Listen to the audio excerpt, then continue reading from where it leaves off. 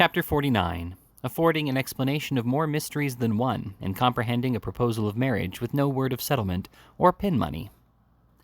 The events narrated in the last chapter were yet but 2 days old when Oliver found himself at 3 o'clock in the afternoon in a traveling carriage, rolling fast towards his native town. Mrs. Maylie and Rose and Mrs. Bedwin and the good doctor were with him, and Mr. Brownlow followed in a post-chaise, accompanied by one other person whose name had not been mentioned.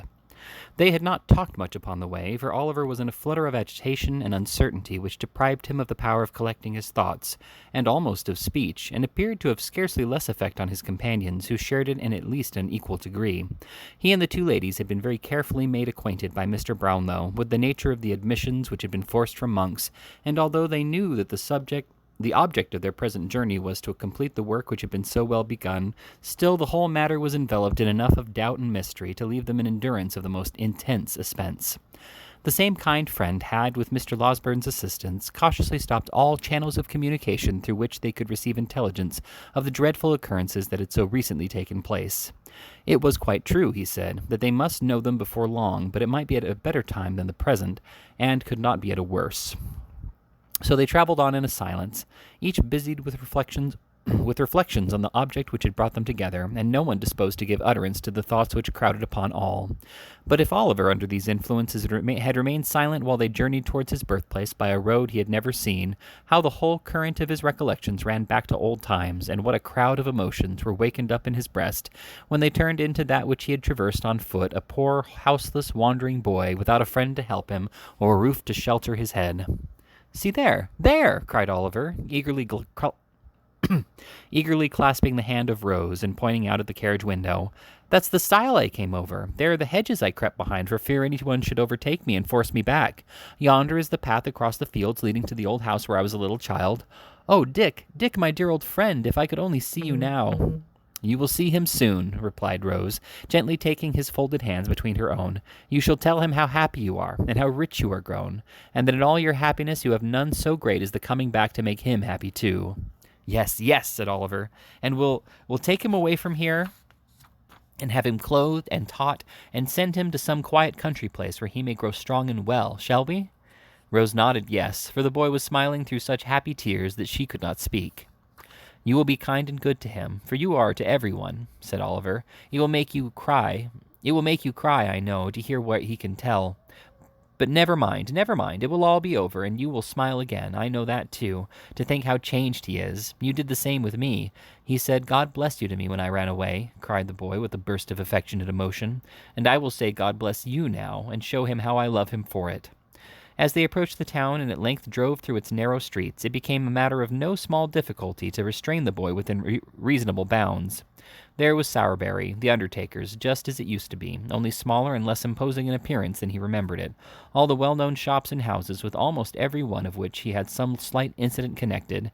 Gamfield's cart, the very cart he used to have, standing at the old public-house door. The workhouse, the dreary prison of his youthful days, with its dismal windows frowning on the street. The same lean porter standing at the gate, at sight of whom Oliver involuntarily shrank back, and then laughed at himself for being so foolish, then cried, then laughed again. Scores of faces at the doors and windows that he knew quite well, nearly everything as if he had left it but yesterday, and all his recent life had been but a happy dream.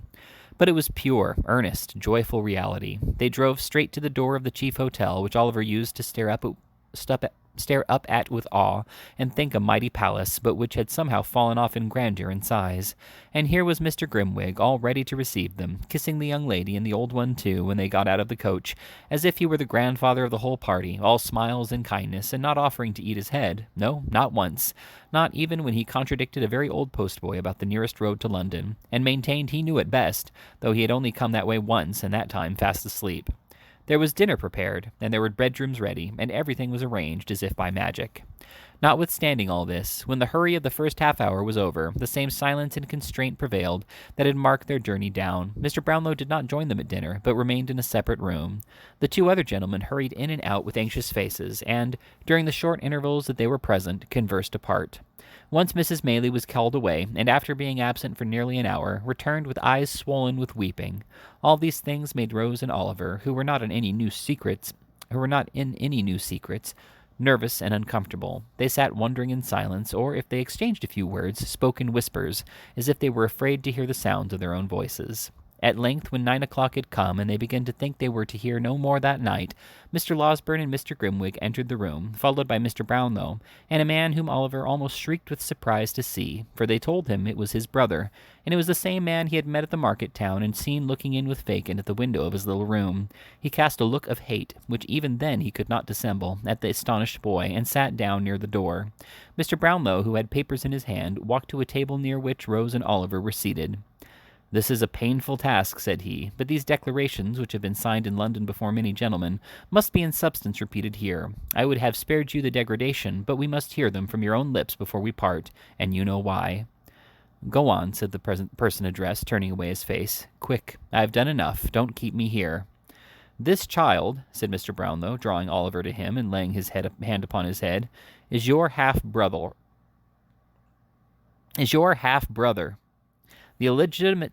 The illegitimate son of your father, and my dear friend Edwin Leaford, by poor young Agnes Fleming, who died in giving him birth."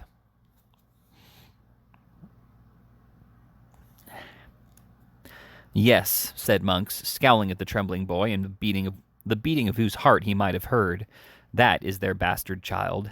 "The term you use," said Mr. Brownlow sternly, "is a reproach to those who long since passed beyond the feeble center of this world. It reflects true disgrace on no one living, except you who use it. Let that pass. He was born in this town?" "In the workhouse of this town," was the sullen reply. "You have the story there." He pointed impatiently to the papers as he spoke. "I must have it here, too," said Mr. Brownlow, looking round upon the listeners. "Listen, then," returned Monks. "His father, being taken ill at Rome, and, as you know, was joined by his wife, my mother, from whom he had been long separated, who went from Paris and took me with her, to look after his property, for what I know, for she had no great affection for him, nor he for her. He knew nothing of us, for his senses were gone, and he slumbered on till next day, when he died. Among the papers in his desk were two, dated on the night his illness first came on, directed to yourself and enclosed in a few short lines to you, with an intimation on the cover of the package that it was not to be forwarded till after he was dead. One of these papers was a letter to this girl Agnes, and the other a will." "What of the letter?" asked Mr. Brownlow. "The letter? A sheet of paper crossed and crossed again, with a penitent confession and prayers to God to help her.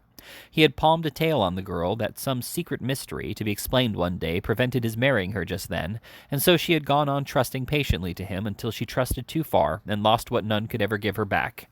She was at that time within a few months of her confinement. He told her all he had meant to do to hide her shame, if he had lived, and prayed her, if he died, not to curse his memory or think the consequences of their sin would be visited on her or their young child, for all the guilt was his.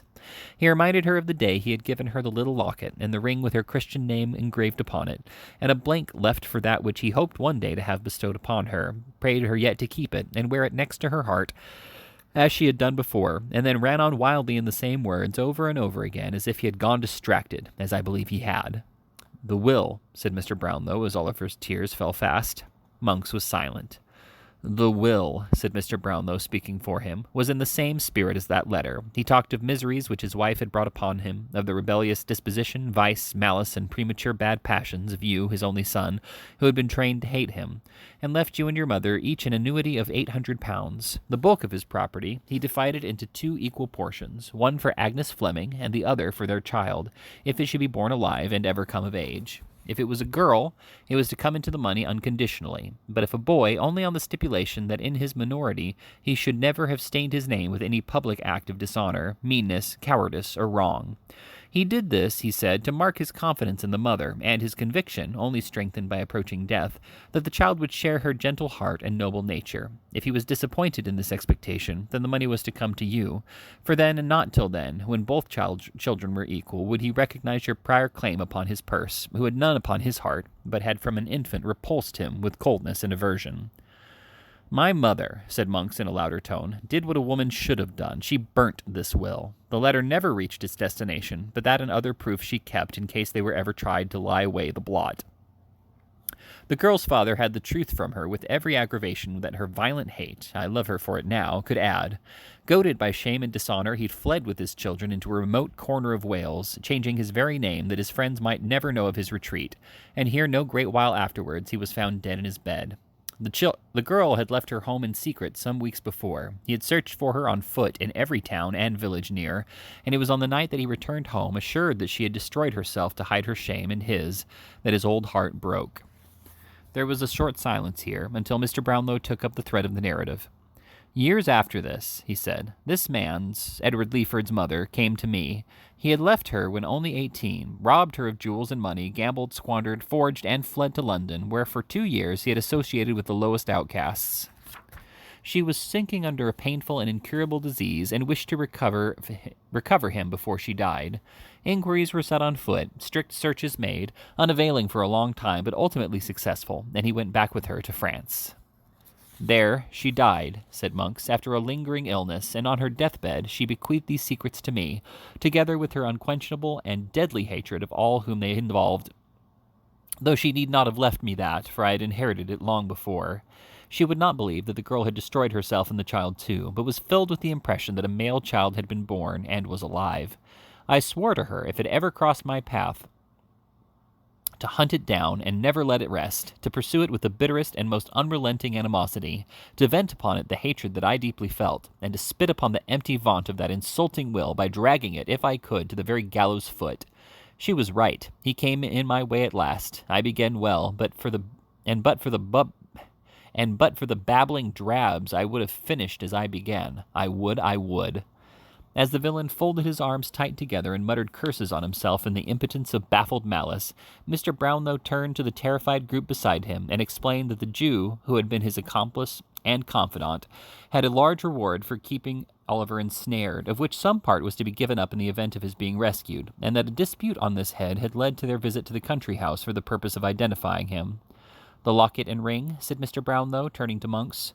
I bought them from the man and woman I told you of, who stole them from the nurse, who stole them from the corpse, answered Monks without raising his eyes. You know what became of them.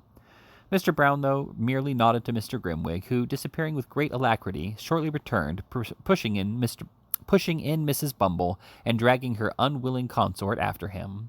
Do my eyes deceive me? Cried Mr. Bumble with ill-feigned enthusiasm. Or is that little Oliver? Oh, Oliver, if you knowed how I've been a-grieving for you. Hold your tongue, fool, murmured Mrs. Bumble. Isn't nature, Mrs. Bumble? Remonstrated the workhorse master. Can't I be supposed to feel, I as brought him up as parochially, when I see him a-setting here among ladies and gentlemen of the very affablest description? I always loved that boy as if he'd been my own grandfather, said Mr. Bumble, halting for an appropriate comparison. Master Oliver, my dear, you remember the blessed gentleman in the white waistcoat? Ah, he went to heaven last week in an oak coffin with plated handles, Oliver. Come, sir, said Mr. Grimwig tartly, suppress your feelings. I will do my endeavors, sir, replied Mr. Bumble. How do you do, sir? I hope you are very well. This salutation was addressed to Mr. Brownlow, who had stepped up to within a short distance of the respectable couple, and who inquired, as he pointed to Monks, Do you know that person? No, replied Mrs. Bumble flatly. Perhaps you don't, said Mr. Brownlow, addressing her spouse. I never saw him in all my life, said Mr. Bumble. Nor sold him anything, perhaps? No, replied Mrs. Bumble. You never had, perhaps, a certain gold locket and ring, said Mr. Brownlow. Certainly not, replied the matron. What are we brought here to answer to such nonsense as this for? Again Mr. Brownlow nodded to Mr. Grimwig, and again that gentleman limped away with extraordinary readiness. But not again did he return with a stout man and wife, for this time he led in 2 palsied women, who shook and tottered as they walked. You shut the door the night old Sally died, said the foremost one, raising her shriveled hand, but you couldn't shut out the sound, nor stop the chinks. No, no, said the other, looking round her and wagging her toothless jaws. No, no, no. We heard her try to tell you what she'd done, and saw you take a paper from her hand, and watched you, too, next day, to the pawnbroker's shop, said the first. Yes, added the second, and it was a locket and gold ring. We found out that, and saw it given you. We were by. "And we know more than that," resumed the first, "for she told us often long ago that the young mother had told her that, feeling she should never get over it, she was on her way, at the time that she was taken ill, to die near the grave of the father of the child." "Would you like to see the pawnbroker himself?" asked Mr. Grimwig with a motion towards the door. "No," replied the woman. "If he," she pointed to Monks, "has been coward enough to confess, as I see he has, and you have sounded all these hags till you found the right ones, I have nothing more to say. I did sell them, and they're where you'll never get them. What then?" "Nothing," replied Mr. Brownlow, "except that it remains for us to take care that you are neither of you employed in a situation of trust ever again. You may leave the room." "I hope," said Mr. Bumble, looking about him with great ruefulness as Mr. Grimwig disappeared with the two old women, "I hope that this unfortunate little circumstances will not deprive me of my parochial office." "Indeed it will," replied Mr. Brownlow. "You must make up your mind to that, and think yourself well off besides." "It was all Mrs. Bumble. She would do it," urged Mr. Bumble, first looking around to ascertain that his partner had left the room. "That is no excuse," returned Mr. Brownlow. "You were present on the occasion of the destruction of these trinkets, and indeed are the more guilty of the two in the eye of the law, for the law supposes that your wife acts under your direction." "If the law supposes that," said Mr. Bumble, squeezing his hat emphatically in both hands, "the law is a bleeping idiot. If that is the eye of the law is a bachelor, and the worst I wish the law is, that his eye may be opened by experience. By experience." Laying great stress on the repetition of these two words, Mr. Bumble fixed his hat on very tight, and putting his hands in his pockets, followed his helpmate downstairs.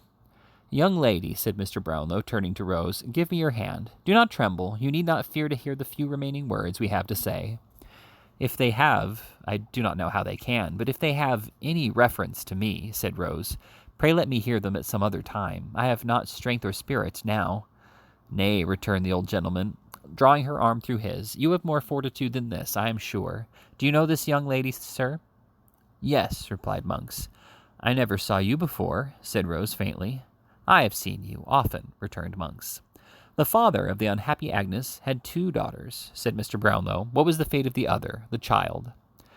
"The child," replied Monks, "when her father died in a strange place and a strange name, without a letter, book, or scrap of paper that yielded the faintest clue by which his friends or relatives could be traced, the child was taken by some wretched cottagers who reared it as their own."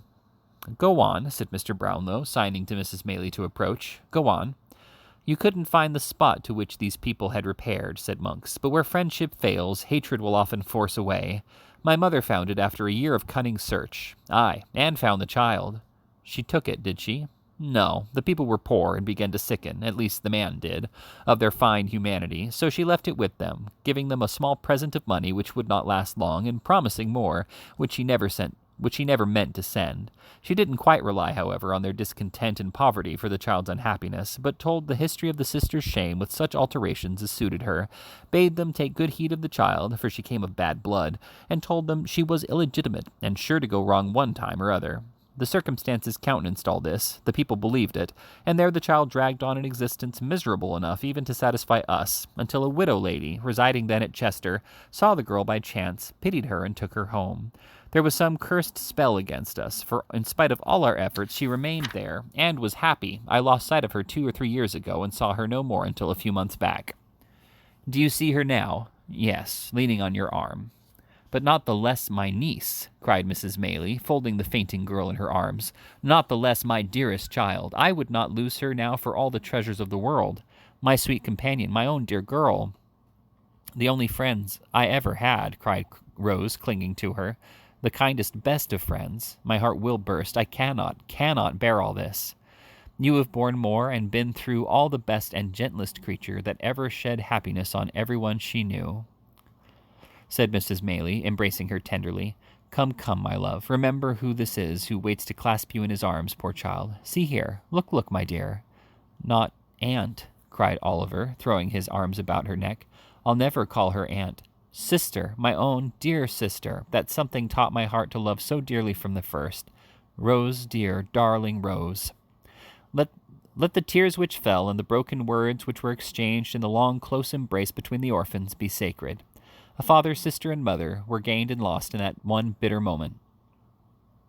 In that one moment, joy and grief were mingled in the cup, but there were no bitter tears, for even grief itself arose so softened and clothed in such sweet and tender recollections that it became a solemn pleasure and lost all character of pain.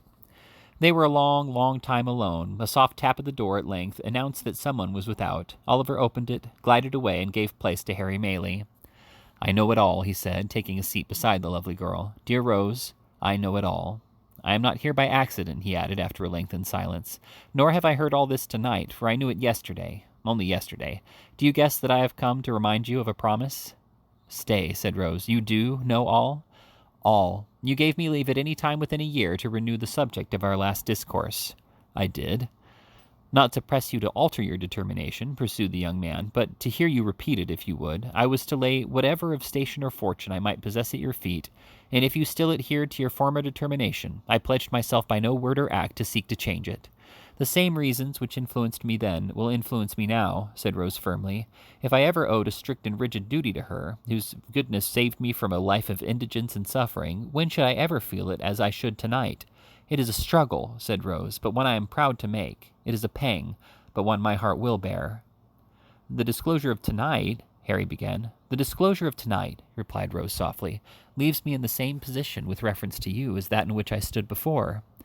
"You harden your heart against me, Rose," urged her lover. "Oh, Harry, Harry," said the young lady, bursting into tears. "I wish I could, and spare myself this pain." "Then why inflict it on yourself?" said Harry, taking her hand. "Think, dear Rose, think what you have heard tonight." "And what have I heard? What have I heard?" cried Rose. "That a sense of his deep disgrace so worked upon my own father that he shunned all. There, we have said enough, Harry, we have said enough." Not yet," said the young man, detaining her as she rose. "My hopes, my wishes, prospects, feelings, every thought in life except my love for you, have undergone a change. I offer you now no distinction among a bustling crowd, no mingling with a world of malice and detraction, where the blood is called into honest cheeks by aught but real disgrace and shame, but a home, a heart and home, yes, dearest Rose, and those alone, are all I have to offer." "What does this mean?" faltered the young lady. "It means but this, that when I left you last, I left you with the firm determination to level all fancied barriers between yourself and me, resolved that if my world could not be yours, I would make yours mine, that no pride of birth should curl the lip at you, for I would turn from it. This I have done. Those who have shrunk from me because of this have shrunk from you, and proved you so far right. Such power and patronage, such relatives of influence and rank as smiled upon me then, look coldly now. But there are smiling fields and waving trees in England's richest country, and by one village church, mine, Rose, my own, there stands a rustic dwelling, which you can make me prouder of than all the hopes I have renounced, measured 1,000-fold. This is my rank and station now, and here I lay it down. "It's a trying thing, waiting supper for lovers," said Mr. Grimwig, waking up and pulling his pocket-handkerchief from over his head. Truth to tell, the supper had been waiting a most unreasonable time. Neither Mrs. Maylie nor Harry nor Rose, who all came in together, could offer a word in extenuation. "I had serious thoughts of eating my head tonight," said Mr. Grimwig, "for I began to think I should get nothing else. I'll take the liberty, if you'll allow me, of saluting the bride that is to be." Mr. Grimwig lost no time in carrying this notice into effect upon the blushing girl, and the example being contagious, was followed both by the doctor and Mr. Brownlow. Some people affirm that Harry Maylie had been observed to set it originally in a dark room adjoining, but the best authorities consider this downright scandal, he being young and a clergyman. "Oliver, my child," said Mrs. Maylie, "where have you been, and why do you look so sad? There are tears stealing down your face at this moment. What is the matter?" "It is a world of disappointment, often to the hopes we most cherish, and hopes that do our nature the greatest honor. Poor Dick was dead."